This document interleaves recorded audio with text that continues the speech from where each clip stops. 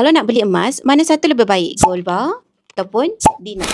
Soalan ni sebenarnya ramai sangat yang tanya dan hari ni saya akan jelaskan supaya tuan-puan tak keliru lagi.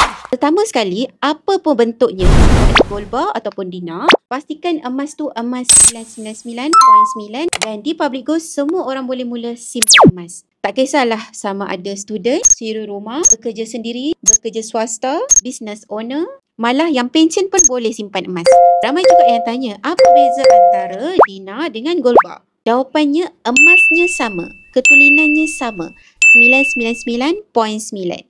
Cuma bentuk je yang berbeza.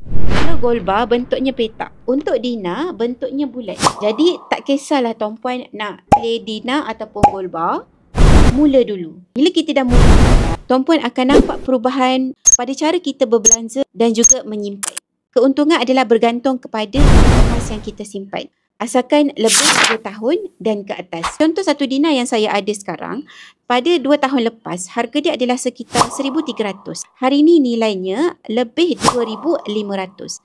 Keuntungan lebih RM1,000 untuk satu dinar tanpa saya buat apa-apa. Jadi kalau hari ini tuan-puan minat dinar ataupun gold bar dan belum ada lagi akaun emas public gold, tuan-puan boleh rujuk pin video di profil saya. Saya akan bantu tuan-puan step by step.